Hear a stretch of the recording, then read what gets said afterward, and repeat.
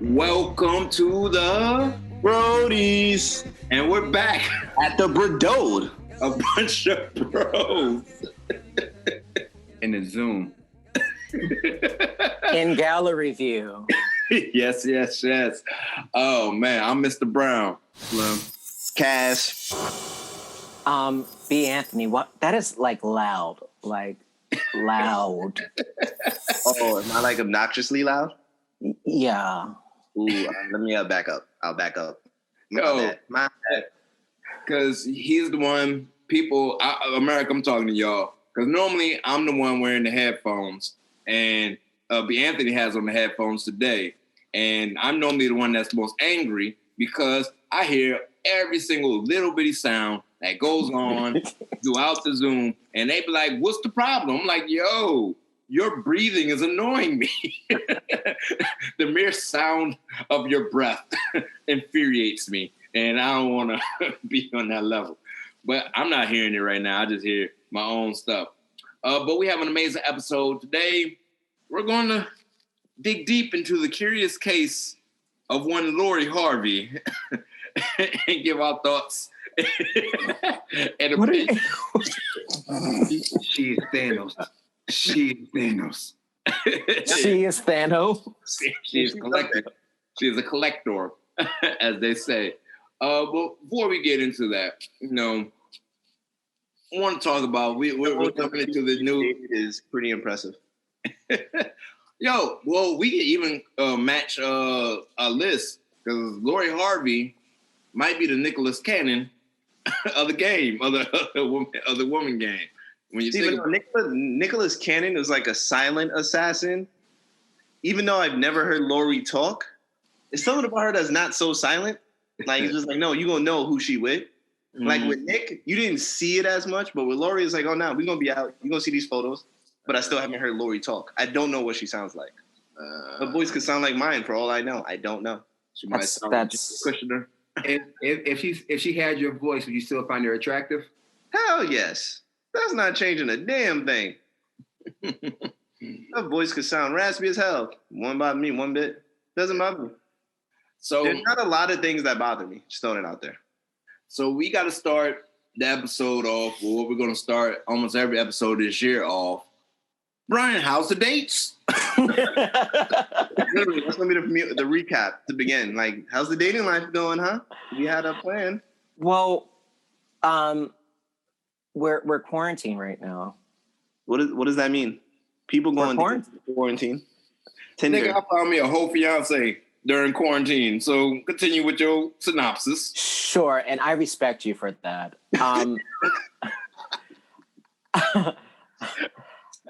You know me, admittedly, I've been busy. Like I've been recording like crazy, and helping my church get back online, and we're broadcasting now.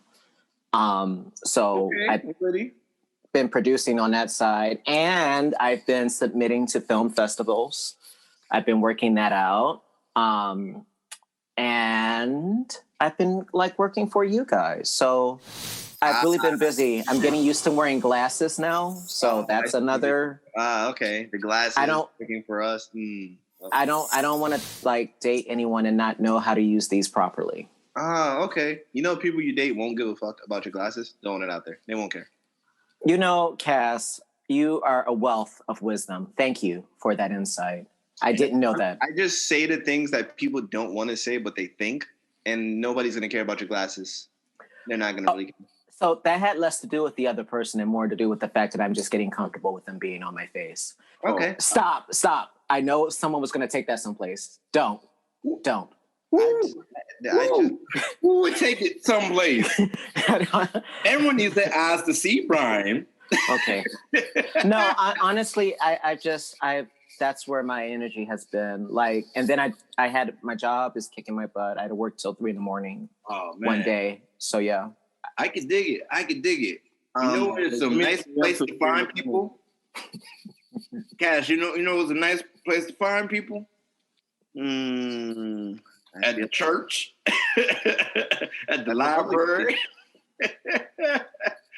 Hey, look, for a while, I dated many a coworker. I did. I did have a friend who tried to hook me up, but I just was not into it. Why not? What was the friend not attractive?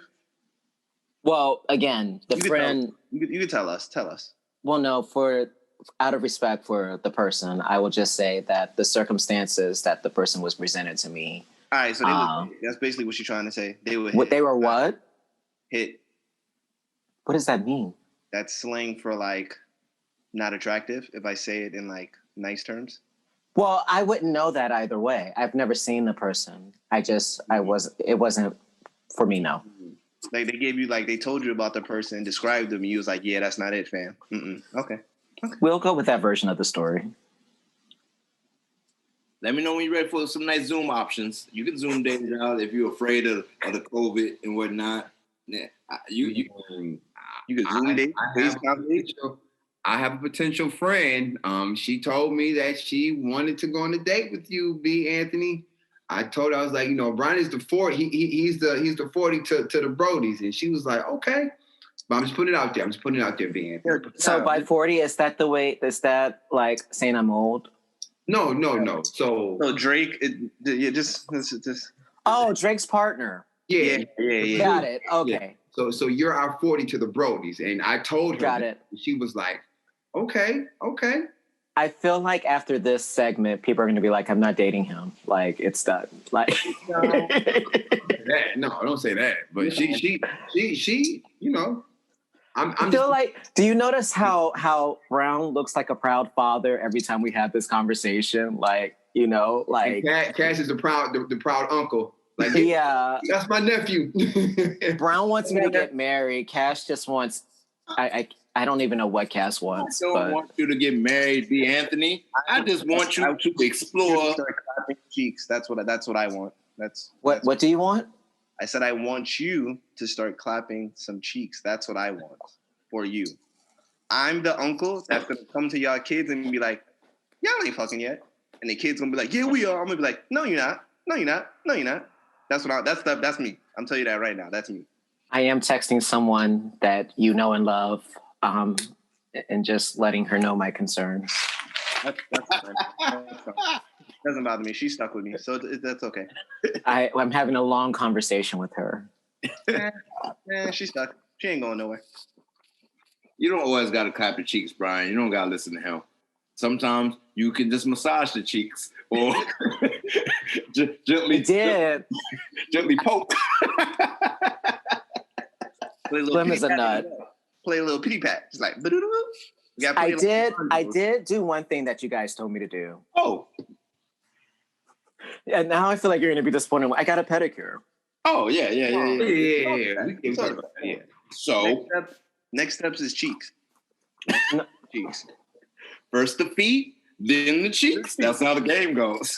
I go, baby. I'm telling you. All right. I'm just going to sit here and enjoy my nuts. Wait, that came out wrong. I'm sorry.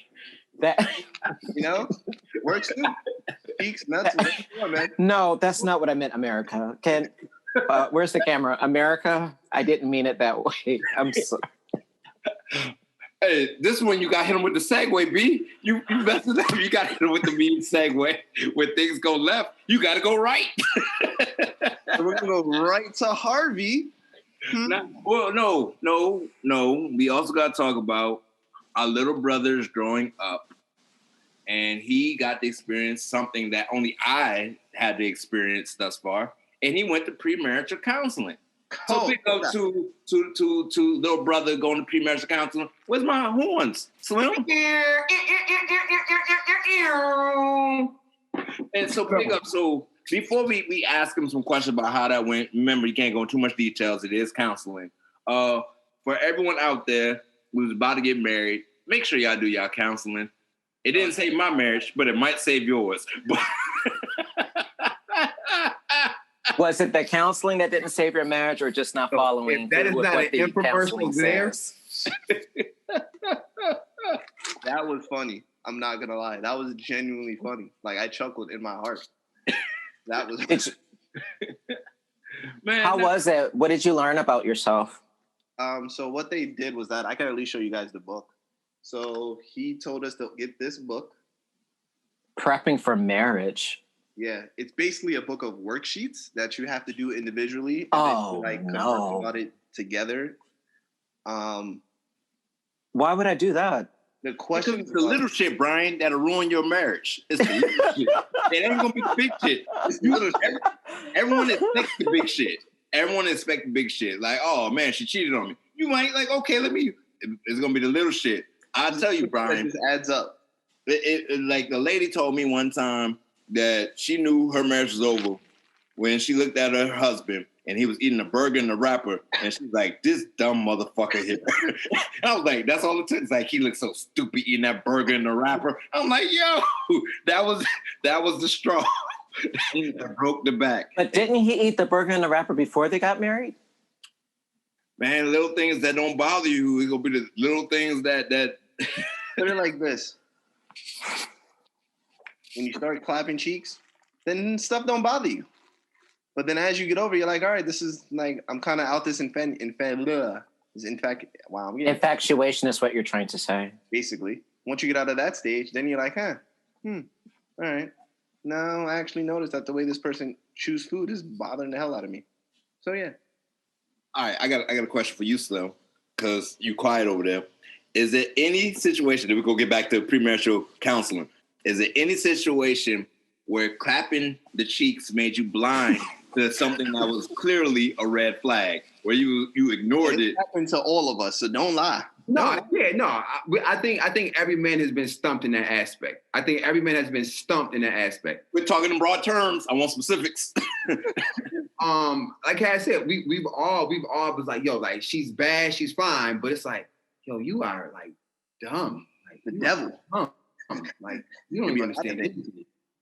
But the equal balance is like, oh, she's bad, but like, damn, like you can't hold the conversation. So you Still not answering the question. So you clap cheeks of a dummy? Is that what you're trying to say? You don't have to answer that, Slim. Yes, he does. You say dummy? So Slim was clapping somebody dumb.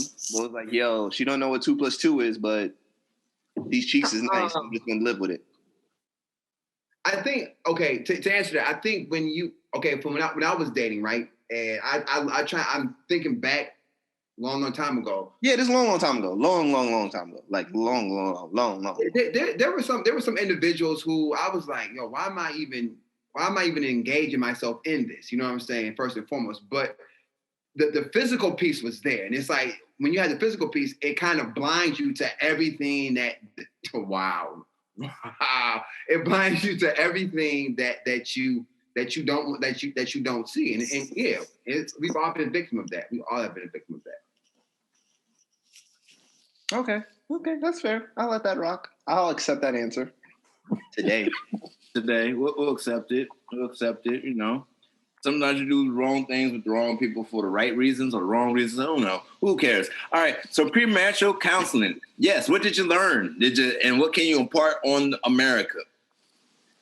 I think every couple that's about to get married should do it, because it's going to take you down a path where there's stuff that you bury that you don't know you buried, but you need to deal with before you get married. And it kind of helps you figure out what are your default settings, because we don't understand how much our parents and their situation have shaped us. So what you've seen growing up, that's going to be your default setting to how you handle an argument with your spouse, to how you try to make decisions. How do you try to see, like, all right, what are just random expectations that you have of a person that you never said or thought of, but they're just like there because you've seen it? Like, for example, for me, in my household, my mom just always cooked food, like always did. Now, don't get me wrong, my dad could cook too. And there are some things my dad cooks better than my mom. I won't tell my mom that because she'll go crazy. But there are some things. But it's like I always just had that, like, oh, no, my mom, the woman, just always just cooks because my mom didn't work. So it was like, oh. But then as I got older, and it was like, no, that's not always the case. It's like sometimes, nigga, get your ass in the kitchen. Learn how to cook for yourself because you can't depend on somebody. So just like a minor thing like that, or even how my parents handle conflicts, both would just shut down and like not really deal with it. And for a while, that was my default thing. Like if we got into an argument, I'm just like, all right, if I didn't get my way, shut down, I'm walking away. I'm not doing this with you. And understanding that for a healthy situation, you can't just do that because we're gonna disagree. We're gonna have some arguments about stuff just because we're two different people. So understanding like, all right, we have a disagreement. All right, why do we disagree? Because I always believe that you could disagree, but you have to understand. So like trying to learn how to do that, which I'm better at now than I was before, but I still have a long way to go. So realizing some of those things. But then when they ask you some of those questions, at least in this book, about your childhood, stuff that you might have suppressed that you've forgotten about, and you're like, oh shit. Like for me, this book made me realize inside the home, my childhood wasn't the greatest. The best parts was when I was outside the home, hanging out with friends outside. It made me realize that I use my friends. Like I wanted to go outside. Like that's why I was like growing up, I was such a like, no, I'm getting out the house. I won't be here. Like once I made my two best friends in 6th grade, oh, it was a wrap. They lived right by me. I was out. Nope. Yo, I'm going to the house. I don't even know. Like, and I wasn't the kid that was like, oh, we hanging out on the streets. Literally, yo, go get food. Go hang out on the steps of the apartment building. I just don't want to be in the house. Literally just anything to avoid being in the house, except when wrestling's on. That was the only time I really wanted to be home because I wanted to watch TV or watch like Sunday cartoon and shit like that. So realizing stuff like that and trying to understand like, oh, that kind of shaped me for how I dealt with other stuff in relationships. So stuff like that. And then being that vulnerable with your partner and then the person doing the session with you. So it's like, eye-opening, right, my G? Oh, very eye-opening. Like I know at some point I'm going to cry my eyes out during this. Just the way the first worksheet went, I was like, oh, it's going to happen. I'm going to break. Even today, talking about some of my parents' stuff, I was like, I'm getting choked up. I don't want to get choked up. Not at least on the first day. Let me try to hold this in. So it's very eye-opening. Is this you and your significant other, or is it kind of like one off? Oh, no, it's both of us together. It's literally, we sat right here, person's on the Zoom, and we're just talking. Like, you read your answers, and then I read my answers, and we kind of, like, converse about it. Okay. There's one part in this book that I thought was funny. It was, like, a map-out sheet of your life. So, like, -5 would be, like, this shit was very depressing, or +5 would be, like, this was a very happy experience, and obviously you had 0, which is, like, in the middle or whatever. And going through my childhood, I was like, okay. Middle school, I was happy.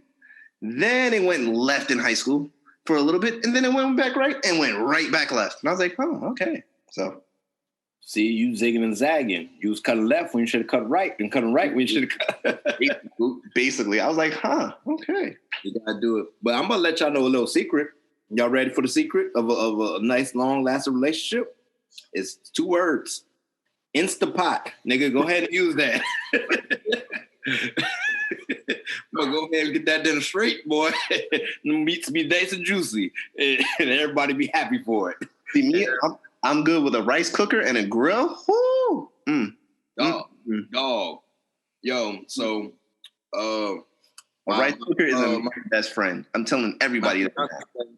My fiance got a 12-year-old, and I was like, I'm gonna cook dinner, and the 12-year-old was very suspicious about what's about to hit these streets. Man, I go ahead and put that pork tenderloin in that there Instapot, put a little Worcestershire sauce on that thing, and some other ingredients and spices, and they put that little top on, let it pressurize that thing. 17 minutes later, put on a bed of rice. You know I'm a rice pro. Bed of rice and some vegetables. They were like, ooh, this is juicy.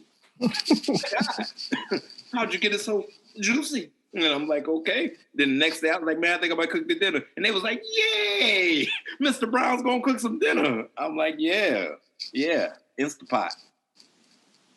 And yeah, I don't cook anything. Good Instapot, bro. It ain't that hard. Yeah, cooking has lost its, I don't know why. I used to do it a lot, and it's probably moving back home. Probably is why I don't do it as often as my mom and brother cook. So, nice. Honestly, for me, I roll one up, get in the clouds a little bit, and then start cooking. Oh, I'm having the time of my life. I'm happy as hell. I'm going to ask this. Do you smoke while you cook? Okay. In America, I'm shaking my head yes. It's very therapeutic for me. Just like relaxing. It's like, So I'm cooking. The ashes, where do they go? Oh, I mean, like I have like a little bowl that I just burn them in. I'm not putting them in the food. Like, oh, just let me burn this ash in the steak real quick. No. I'm just fascinated with people who smoke while they cook. I don't know where that could go. When do you smoke, Brian? Yeah, word. I was gonna say like, like I'm not about to be here just bugging at the counter. Like, oh, just no. All right. So we're going to get into the topic of the day about the curious case of Lori Harvey. But before we get into it, I think we should define some terms for the people out there. I'm going to propose this. I'm going to do this moderated style since we are not in the same room. Wait for your name to be called and then respond accordingly. So nervous. I'm going clockwise how my screen is oriented, you know. So, B.Anthony. You're at the top of my screen. You know, that's just how it works. You're the first one in the room. So, you know. Of course I'm the first one. What does it mean to be for the streets in your synopsis, in your brain? What does it mean to be for the streets? A person who is out here hooking up with a lot of people. Are you reading the Urban Dictionary? That's what it felt like. I ain't gonna lie. Like it felt like he was on Urban Dictionary. I respect your answer, Brian. Oh, Thank you. Thank you. Yeah. No, I was not reading Urban Dictionary. Slim, what does it mean to be for the streets? She belongs to the streets. He or she can belong to the streets. Let me fix that. He or she can belong to the streets. I guess my breakdown of it is you just out here just sticking and moving, anything, just sticking and moving. You don't have no type of feelings. It's just bam, bam, bam, bam, bam. Simple as that. Bobbing and weaving, scooting and moving. Scoot and the move. Scoot and move. Cass, what does it mean to be for the streets? Somebody that's looking out for themselves and is always focused on the next move. They're not even living in the moment. They're just like using this moment to get to the next moment.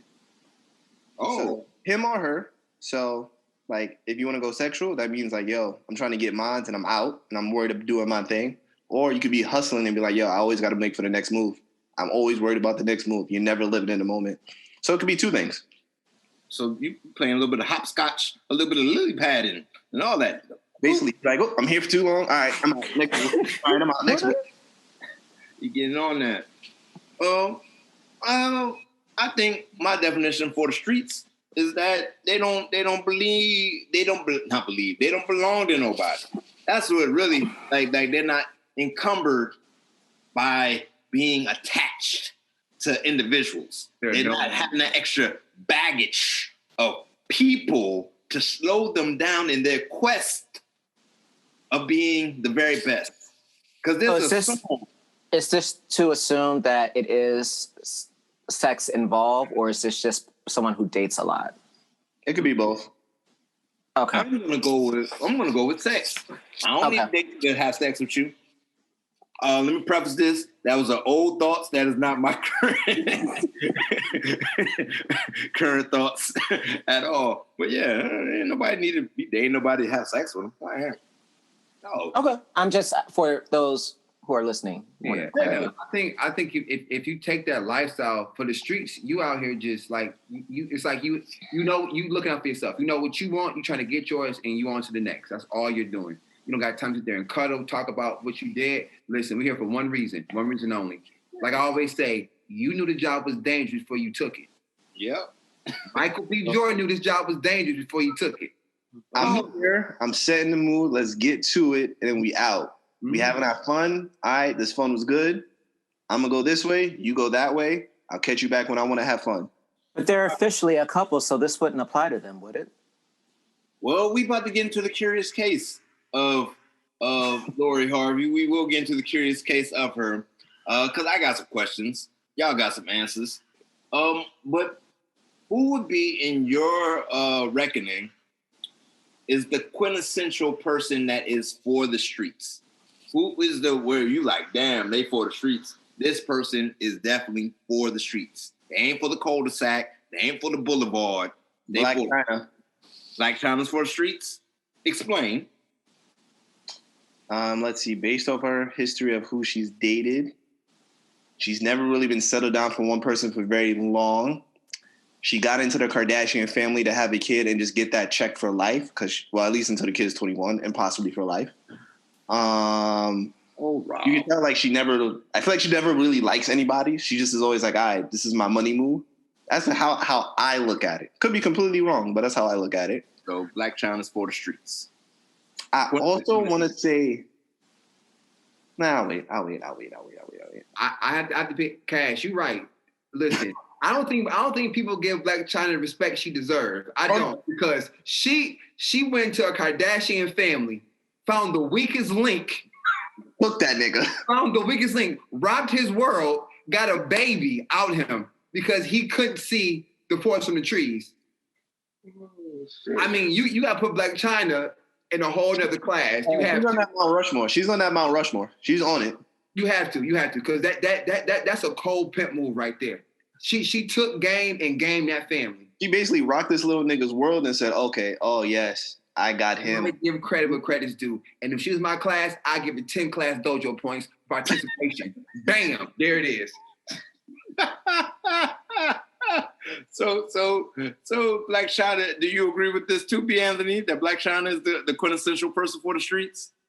No, I don't want to say what she is. I poor Rob. Poor Rob. What? That nigga knew what he was doing. You think so? Well, okay, so he knew what he was doing. I watched the show at that point when all that was happening, and I do know that he was dealing with depression at that time. Exactly. She saw a weak link and said, oh, he's sad? What makes a nigga happy? The cheeks. Let me give it to him, and look at this now. So, in essence, do you want me to be Rob Kardashian with the cheeks? Oh, no, you're not depressed. At least I don't know. If you are, we could talk about that on the side and work on it. But no, I don't want you to be that. When I think of someone for the streets, I think Will Chamberlain. I think that's like... You went to the 60s? That's the... Allegedly, Will for the universe. For the universe. Will for the universe. Like, infinity and beyond. You hear me? The streets wasn't the only thing. Yeah, I think that's the worst case scenario. But I mean, it's kind of hard now because sex is viewed in such a different way now that like everyone has their whole season. So I mean, well, but it's the way you carry a whole season is like what matters. So if you flaunt it too much, then that's when it becomes problematic. So for me, I don't think this is Lori's whole phase, but if you wanted to call it that, the way she moves is like, there's nothing messy about the way she moves, is why I respect it. Like, you never hear like why something ended. It's literally just like she was with a picture. But we don't know if she's sleeping with all these men. Wait a second now, Cass. When we go to the curious case of Lori and America, just for standard's sake, I believe Future is for the streets. He is the patron saint of the streets. Oh, that's a better example, actually. Future is definitely the streets. Like, he is. Why would you even do it with him? I don't understand why women let him have sex without a condom. But I don't understand. Unless you know how to navigate the streets, and then you can be like, ooh. So let's get to the curious case. I think the thing that a lot of people are looking at Lori in a weird kind of way is really when it comes to the Combses. I think that's the weirdest situation out of all of it. It's not to me. B.Anthony, if you don't know about the Combses. Is this when she hooked up with Diddy and the son, allegedly? Yeah. That's not. But that wasn't true. It was never. Yeah, that's what I'm saying. We don't know if that was true or not. That was speculation. You know why? Because Lori don't talk. I respect. So, do you think that someone has to talk? If you're in the public eye, is that something that you would willingly give up? If you were a celebrity, okay, and if you were in and out the streets or whatever the phrase is, okay, forgive my. As a celebrity, no, you're good. Would you freely get that information away when queried? You see, me, no, I ain't talking shit.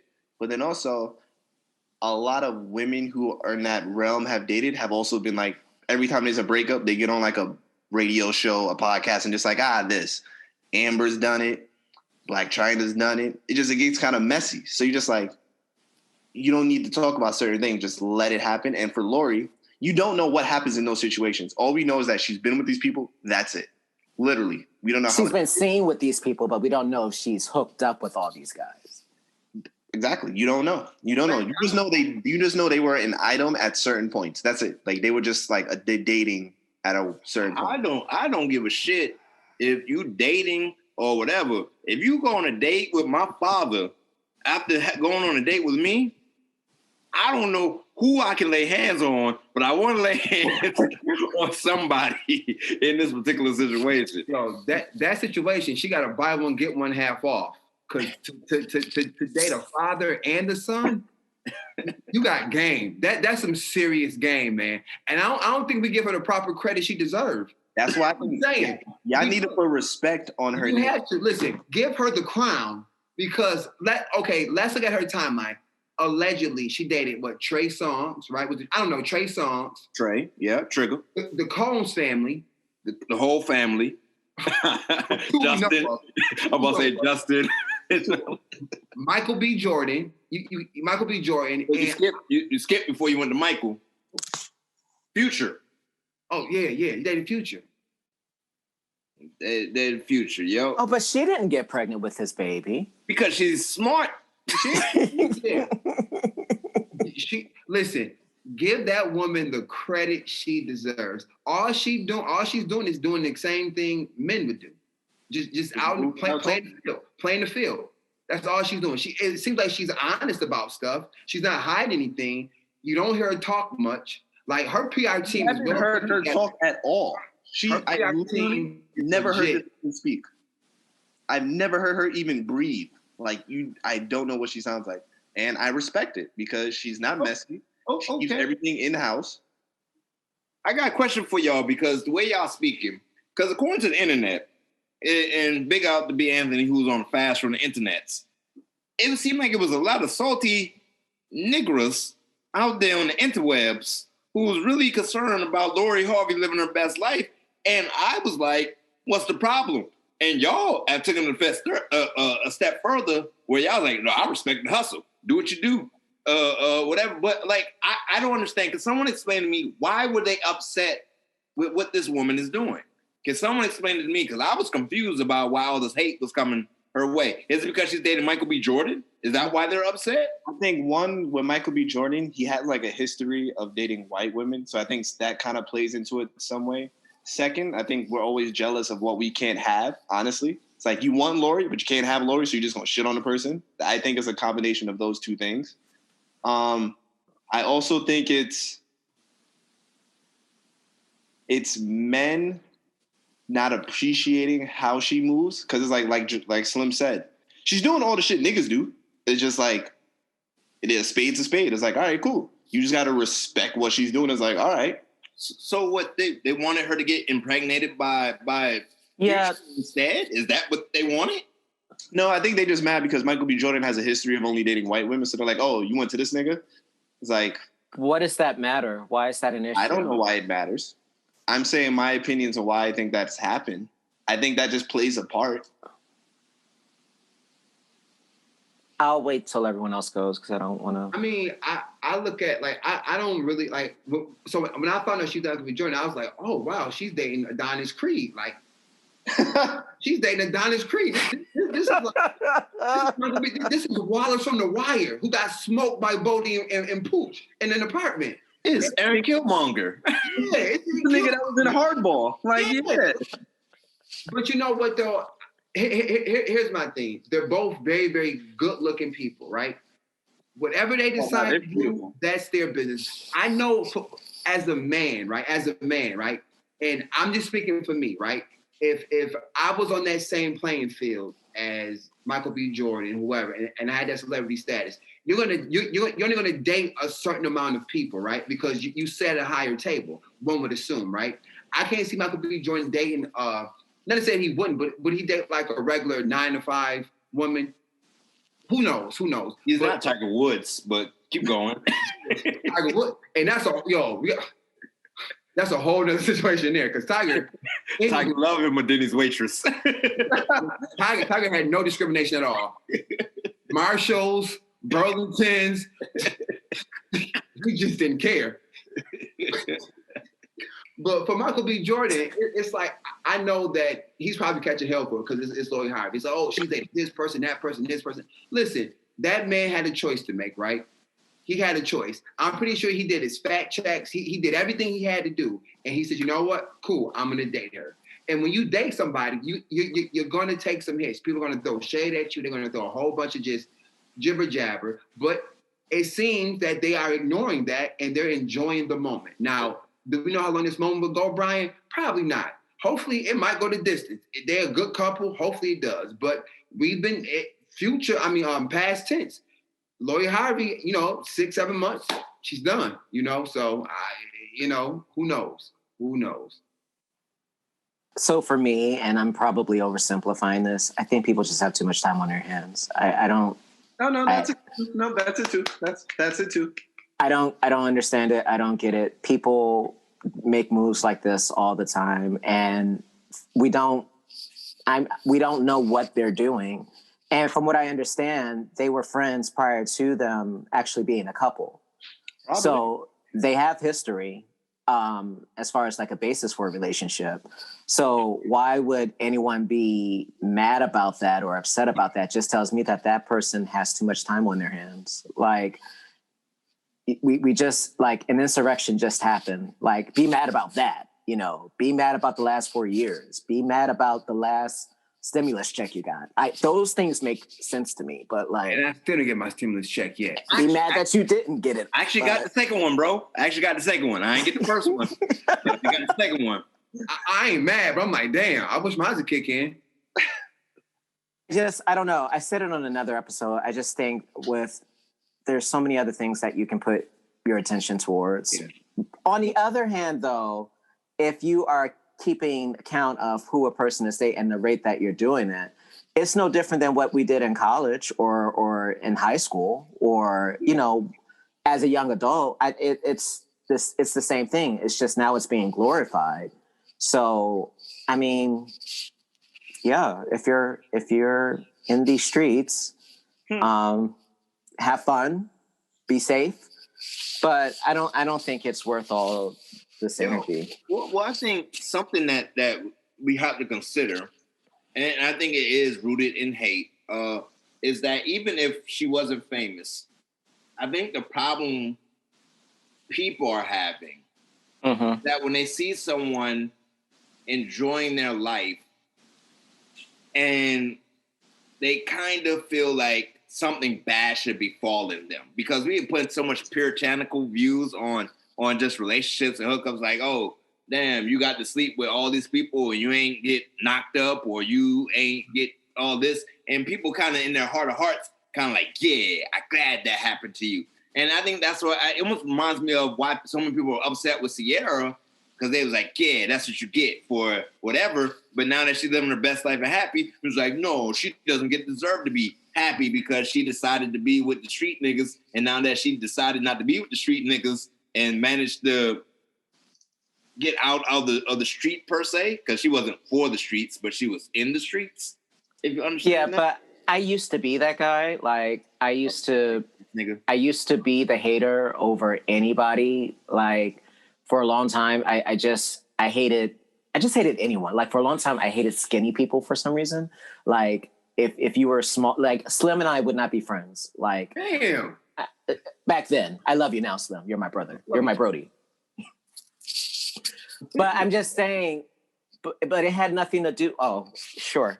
It had nothing to do with the other person. It had everything to do with the fact that there was something going on with me, right? And so if I'm putting my energy towards obsessing over someone else's happiness and why they shouldn't have it, then that's a me problem, I feel like. Or maybe I'm oversimplifying it. No, I think this, because I know women who get mad at Sierra every time they hear about her story with the prayer, how she prayed for the right guy to come, and Russell comes and her life is happily ever after. I'm happy for all these brothers who are going back to black women. Anytime a Negro comes back to the black woman, Angel gets his wings, man. I was like, yeah. I was like, go Russell. I'm happy. So is the conversation or is the thought that because I wasn't the black woman that he went back to, then that's why I'm upset? Is that what's really happening with? Yeah. I'm asking. I'm not projecting. I feel that was kind of what was kind of getting at, that how did she get Michael? Because a lot of people do like Michael B. Jordan, in that she happened to be the black woman that he decides to go for after he had been seen with all these white women when they thought he was kind of lost out there, even though he's still deemed very attractive. And like Lori Harvey, but she just was with Future. Why does she get to be the one that brings him back? And simple, she's attractive. Way too young for my liking. Bad as shit. Thank you, Cash. You made that very clear earlier. Yeah, she cold. She cold. You know, she's cold-blooded. I don't know what she do for dough, but she always came through with a new. So that was going to be my next question. What type of celebrity is she? Is she Kim Kardashian level or Steve Harvey's daughter? That's all you need to know. Steve Harvey's daughter. That's stepdaughter. Whatever. Daughter. It's still daughter. Okay. So, okay. Do I know what she does? I have no idea. She's a model. No. She's a model. Okay. She's a socialite. I don't know, but she is not an Instagram model. She's a model. She's a model. You are so disrespectful. Rude, boy. God, man. And yeah, she's bad as shit. And I'm pretty sure the way she moves probably attracts people because it's like, all right, I could date her and know that if this goes south, my business won't be in the streets. And I'm pretty sure for a lot of celebrities, that's a huge thing, especially nowadays. But you can move as a celebrity and do what you need to do and no one know about it. You see, not everyone can do that because it all depends on who you mess with, because there's a lot of women coming out now just doing podcasts and talking about like, yeah, this one time I hooked up with Trey Songz and he wanted to pee on me. Just bringing out your business. Well, first of all, that's just a bad example altogether. But it happened. I'm pretty sure that shit happened years ago. And Trey's like, why is that coming out now? Like, what the fuck? Yeah, like, there's no reason to pee on people. You know, it is. Amber Rose is still talking about Kanye West, and they've been broken up for how long now? So it's like people still just talk. So it's like you never know who's gonna spill your business, but when you see somebody that. So if all of you were famous and like you're at Michael B. Jordan level of fame, and if you wanted to date or get in the streets, ain't a goddamn body, but continue. would you make the person that you're dating sign an NDA so that they wouldn't expose anything? I'm dating somebody that has as much to lose as me, so like I got something to lose, you got something to lose. So talk. Only mess with top notch. What's up? Like you even so, would you still make them sign an NDA? And I would have to read the person because sometimes the situation can end right there if I ask, hey, sign an NDA. But I'd probably somehow try to bring it up, definitely in a conversation. But I'm probably reading if I'm at Michael B. Jordan level, for me to date, it's going to take a while. You're going to end up talking to me for like years before I could be like, all right, I can actually trust you to not talk if this goes south. Because that'll be one of my biggest fears as a celebrity. Like, it just didn't work out. That's cool. We can end this, keep it between us. And then boom. Step one, don't be unequally yoked. That's step number one. Unless you're Tiger Woods and you got billions of dollars to be wasting on people, you don't mess with people who ain't on the same level as you. That's just the way the game works. They need to be on the same level. Step two, Donald John Trump taught me it ain't no such thing as bad publicity. All publicity is good publicity. Oh, they got my name in their mouth. They don't know what's true and what's not true. They got my name in their mouth. And now the legend of Mr. Brown continues. Ain't no legend, baby. No legend. Why? I'm just some dude. Ain't it. But it's the reason why I ain't famous. But you said on episode 200. No, I'm joking. Huh? Hey, no, I already said, if I get famous, I'm saying my ass indoors. Nah. Or my wife gonna be with me everywhere. Like, hey, baby, come on. We gotta go to the award show. We gotta go to them hoes ain't out here ain't loyal. Come on now. Come on. We going to the show. I just think she's living her life, honestly. She's living her life and go for it. I don't think anything's wrong with it. I think I didn't even care until I think one of you told me about it. And even then I was just like, people are intrigued with this, but I don't know. I don't really care. I just respect it. I'm like, I feel bad. I honestly feel bad for men especially if you're someone like a Denzel or a Michael B. Jordan, and when you're making moves, it's like, and I'm sure they don't feel this way, but they're kind of held to this expectation of what the dream guy is supposed to do.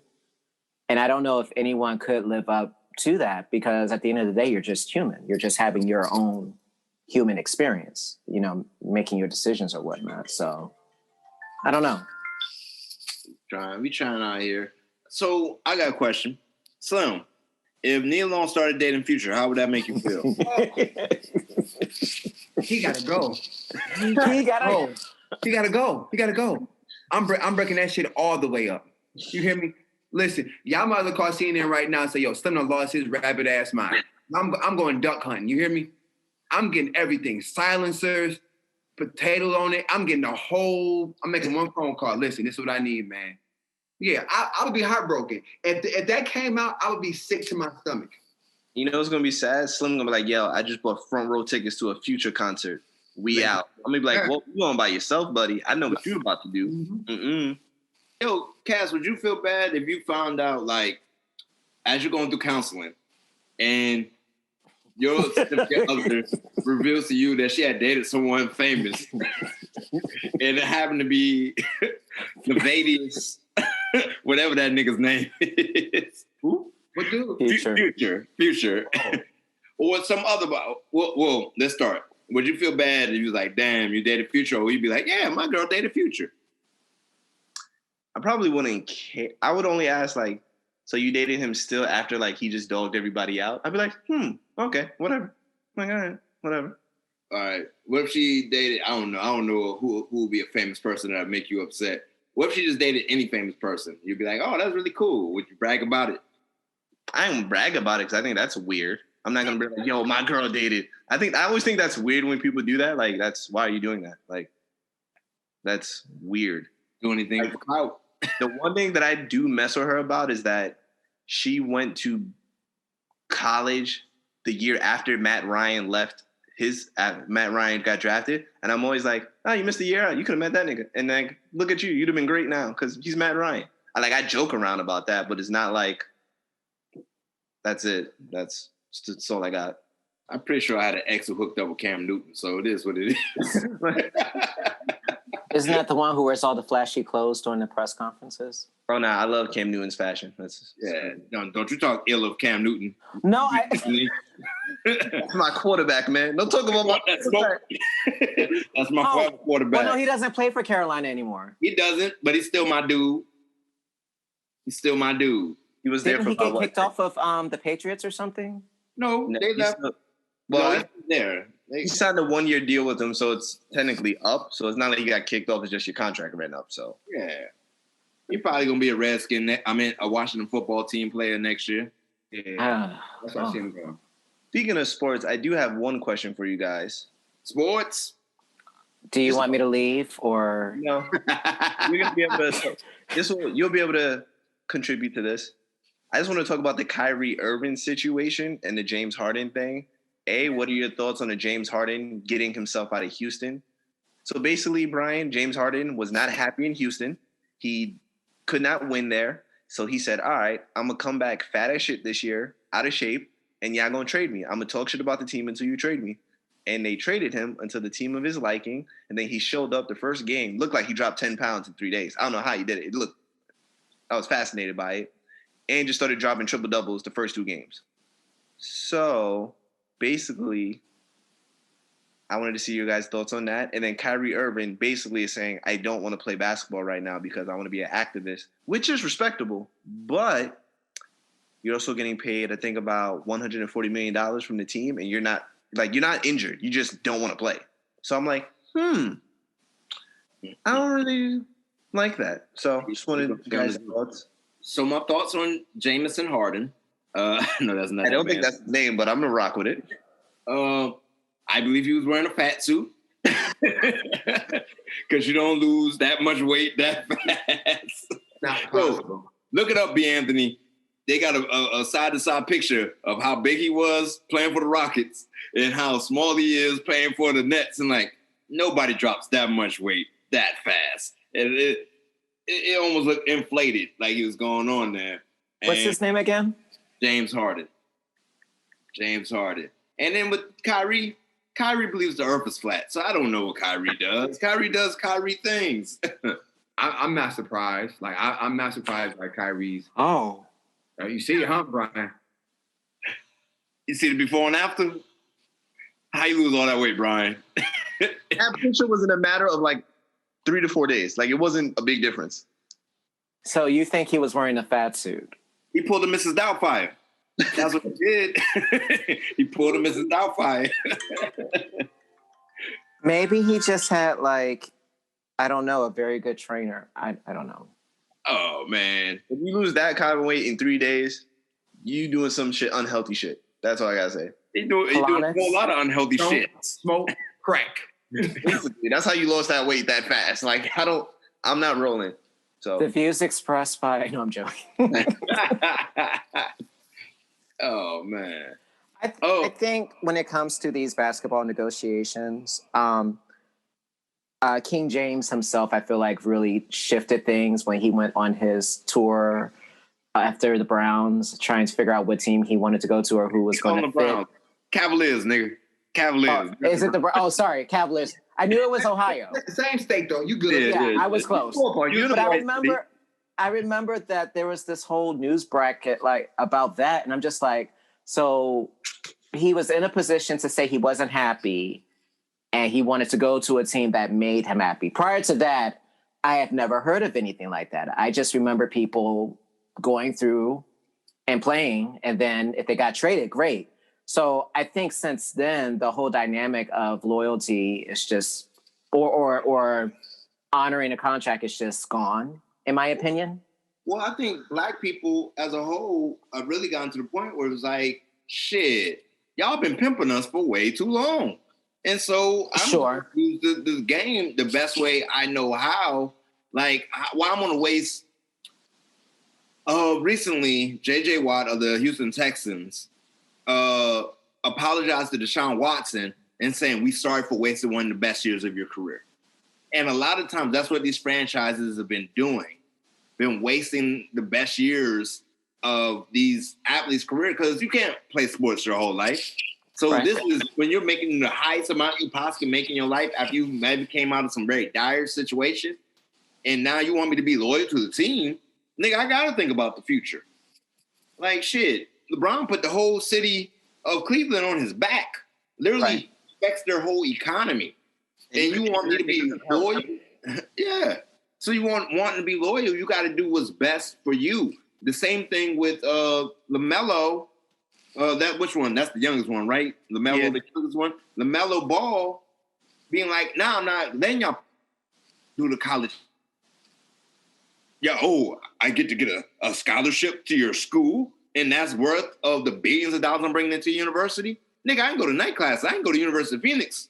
NBA. Nigga, I don't really need your degree at the end of the day. And so he went across seasons, got paid for his talent straight out of high school. So he's been making money because we're realizing our worth in a lot of things that we're doing. And I think that's just a circumstance of the situations that we're in, even, millennials. But I think that's different versus I'm not happy. I'm going to gain weight until I get what I want. And then I smoke. No, I don't know if he smoked. But I lose the weight and, I'm performing the way that I want. To me, there's a little bit more. And full disclosure, I don't know a lick about sports. But it just seems like it's more of a manipulative tactic just to make sure. I'm off board is because organizations and teams will trade you without even talking to you. Now, don't get me wrong, Houston and James Harden was a little different because they kind of did whatever James Harden wanted. So it's kind of like, all right, James, you're kind of disrespectful, but I do get it that teams will trade you. Like there's this story of Blake Griffin found out he was traded from the Clippers. He was at home and he saw the clicker on ESPN and said, yo, Blake Griffin traded. He's like, wait, that's me. What? Like nobody told me I was traded. So teams will trade you and not even warn you or cut you without even warning you. But then it's like, oh, you want to be loyal to them? Nah, I'm going to do what's best for me. And if I don't think this is the best situation, sometimes you got to play hardball and dirty to get out of it. So what's to stop everyone from pulling a ball and just going overseas and making money that way and forcing the forcing the NBA or any sports organization to reevaluate how they handle their athletes? Is that variety? Because LaMelo Ball was like, he was big because of like his family, his dad, his older brother got drafted. So like his family was known. So he had that opportunity. I think you're going to see a lot of more prospects out of high school start to go. If we speak specifically NBA, you're going to see a lot more prospects go to the G League out like right out of high school because they're like, I'm trying to get some money. I don't want to do this college thing unless like you have to. Your skill set will kind of dictate that. But it's going to be your notoriety, how popular are you, and if a team overseas actually wants you. So like with LaMelo, he had the notoriety. So it was like, all right, somebody's going to want him. But whoever's the top prospect now, if he's getting looks for overseas, I would tell him, go do that shit for a year and then come right back. Like you could literally just go there for 1 year, live in like China, get that experience. Like, oh snap, I'm playing in China, pro ball, whatever, on my own. And then, all right, come right back to the States the next year. A team will sign you. It's like, or draft you. It's not that big of a deal because they draft players from like overseas all the time. So I also think it's just a trap of they're trapping kids who are in unfortunate situations. That was another point that I was going to bring up too, because when they get these, I know a little bit of something, but like when they get these kids, either they don't have the money or, they come from whatever background that doesn't play to their favor. And so they dangle these contracts and are like, well, here's the path to a better life. And, I feel like they get entrapped that way and get caught up in the hustle and bustle. And by the time they realize that, hey, I have a choice, then either it's too late or they're too old to really negotiate. The only school I would tell a kid to go to for one and done is Kentucky. Because you're going to go to the league if you go to Kentucky. He'll get you. He'll get you to the league. It's the only school I would tell you to go to. Yeah, well, never mind. And, I think we're realizing our power. That's why I'm commending all these kids who was like, shit, if I'm one and done, or whatever, and I know I'm planning to go to league, you can still go to league from almost any school.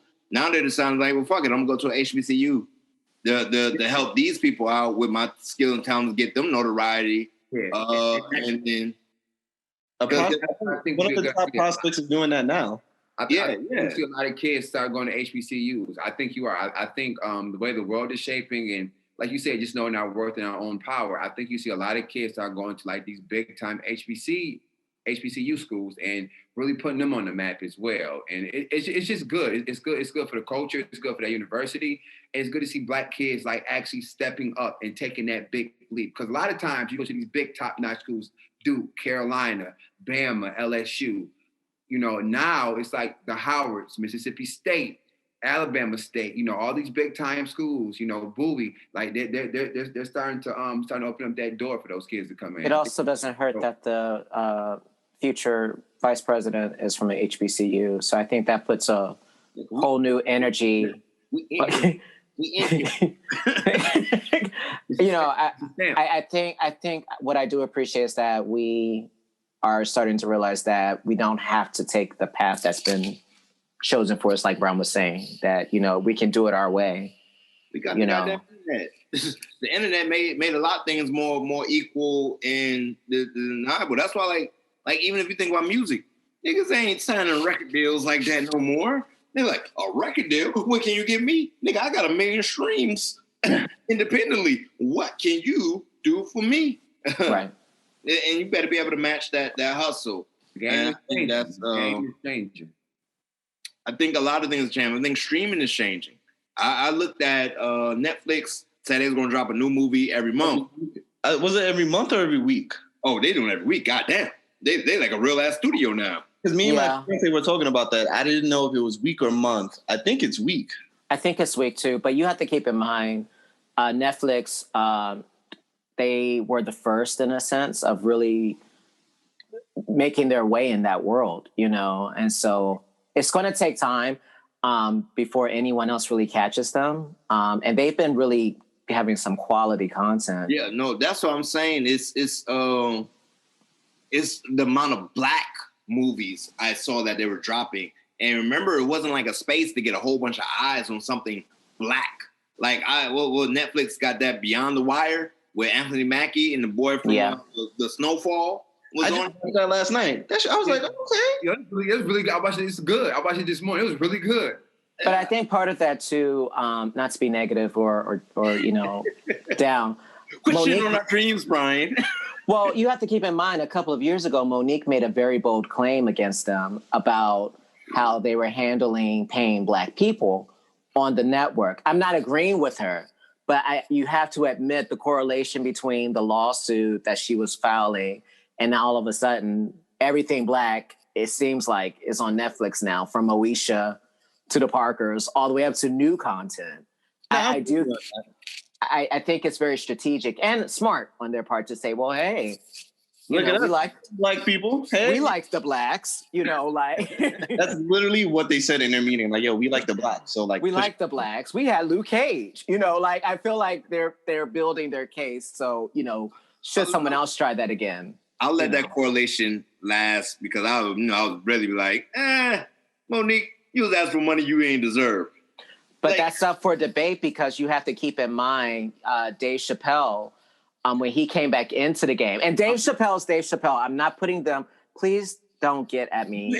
Use somebody else. You can't use the GOAT. Like, he's one of the GOAT. No, but use Amy Schumer. I can't use Amy Schumer because if you go with the Amy Schumer model, then yeah, Netflix has a point. Monique is not selling out stadiums or arenas like Schumer was. Monique is saying that on the basis that I am a legend, and I have this career and that my records... You're not a freaking legend. Well, legend icon, people throw those around now. In the comedy world, when you think of African-American female comics... Mom's Mabry, Whoopi Goldberg, nigga, go ahead. Simone. I'm just saying but I'm not disagreeing with you. But where Monique ascended, and whether you agree with it or not, she went from... Esther from Sanford and Son. Stop it. She went from where she started to winning an Academy Award. That puts her in a different level. I agree. Well, if we're going to keep it on Monique, I guess we could kind of wrap it up around here. But for Monique, she deserved to get paid more? Yes. The money that she was asking? No. Like, you're not there because you're also a product of what have you done lately? Because it's not just like, yes, you're a legend icon. But what had Dave Chappelle done lately? See, but Dave Chappelle is like, that's like, he's in like the top 3 of GOATs of comedy for damn near everyone. And his show was so big. Like, it was bigger than the Parkers ever was. And his show only had a short run. And then the name Dave Chappelle just carries a certain weight that's like... It was a mystique about it. Like Dave Chappelle was the Dr. Dre of comedy. I agree. Dr. Dre dropped the album right now. That shit's going 3 times platinum because we're like, God damn, I've been waiting for Detox for 30 years. It has been over 20 years since Detox. 10 more years. And then also with Dave Chappelle, the fact that he walked away from like 50 million also shows us like, oh, this nigga don't care about money. Like we have to give him what he wants. But neither did Monique, if you're going with that argument. You have to remember they wanted her to play the game as far as compromising the brand of who she was and giving up, her image or whatnot. And she didn't play the game. And what Lee Daniels is on record saying, that's why people don't want to hire you because you don't want to play the game. So I'm not saying you're wrong. I'm just saying if you're building an argument. All right, then if I want to be bluntly, Dave Chappelle outgrew the game. Dave Chappelle is the game. He don't got to play shit. And that might very well be true. I haven't heard Monique do stand-up for a minute, so I don't know where she is one way or the other. Yeah. But I respect Dave and how he went about it, and he proved that he had an audience. And maybe that's one thing Monique could have done, just to say. Yeah, because he did a lot independently. And I think he was smart. He was like, I can do this with you or without you. And also, Netflix was like, we want to do it with you, Before the Netflix thing, Dave was just randomly going to comedy shows. Like, he would just randomly pop up and be like, yo, I'm doing this show. And Dave Chappelle sold out.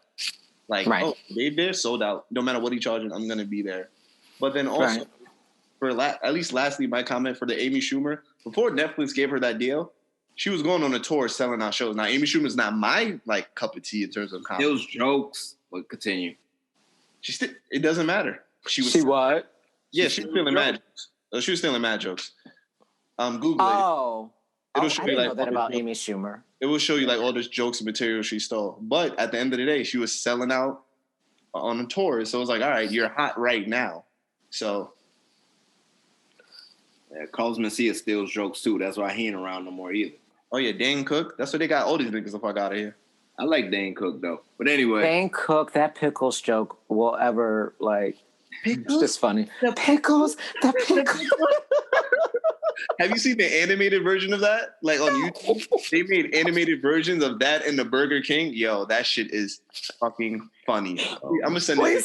Please send me a link. I laughed at that the literally. animated version is like hilarious. My brother thought he was the Burger King. Yo, that shit's Yo, with that being said, man, y'all be safe out here. As y'all in these streets, if y'all in DC, be safe in these streets. Stay home. Yeah. Or do like I do. Don't even be in DC no more. Till it's time to come back. Nigga, is it cold out there? I don't even know. 6 degrees over these parts. Brag, why don't you? Yeah. I'm Mr. Brown. Slim. Cass. Maxwell Lord. You will not. And we are The Justice League. No, you took the joke too far. I hate everybody. I really do. We are the Planeteers. Yes. Can you cut it now? We are the Brodies. Brodies, yes, Brodies. Love the environment. Planeteers. Bye, Cass.